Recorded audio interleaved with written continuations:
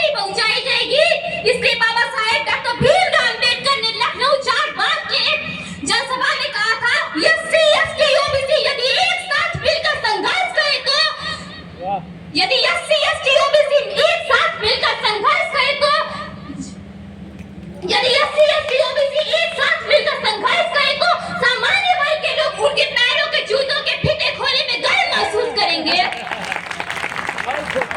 Baba Saheb doctor Bhimrao Ambedkar का इशारा था, किसी गरीब के हक को दिलाया अगर बगावत है, किसी भूखे को रोटी खिलाया अगर बगावत है तो बाकी नाम है मेरा, बगावत काम है मेरा, मिटा दो जुल्म की हस्ती यही पैगाम है मेरा। साथियों, तुम्हें बोल रही थी कि हम मूल निवासियों की धन धरती और जंगल छीन लेने के बाद, हम मूल निवासियों की धन धरती और जंगल छीन लेने के बाद हमें जात पात के झूठे जाल में सदियों से फंसाया गया है, हमें अंधविश्वास की खाई में ढकेला गया है। इस देश की हमें पुनः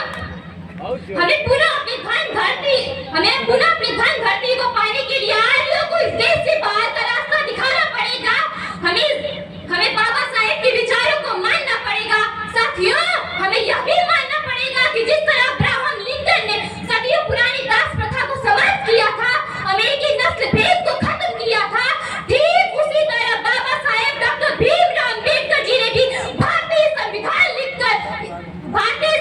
लिखकर इस देश में रानियों के पेट का ऑपरेशन कर दिया था। लेकिन आज अमेरिका की सामाजिक और आर्थिक दशा को देखिए और भारत की सामाजिक और आर्थिक दुर्दशा को देखिए। सन 1945 में जापान के तबाह होने के बाद उसकी इकोनॉमी को देखिए और भारत की अर्थव्यवस्था को देखिए, भारत की इकोनॉमी को देखिए। आंखों पर जरा विश्व गुरु और जगत गुरु का पर्दा अपने आप हट जाएगा, सारी झूठी श्रेष्ठता चकनाचूर हो जाएगी।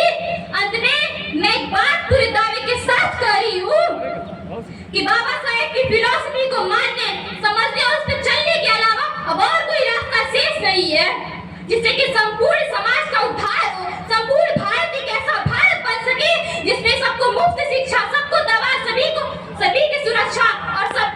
सभी की सुरक्षा का मुकम्मल इंतजाम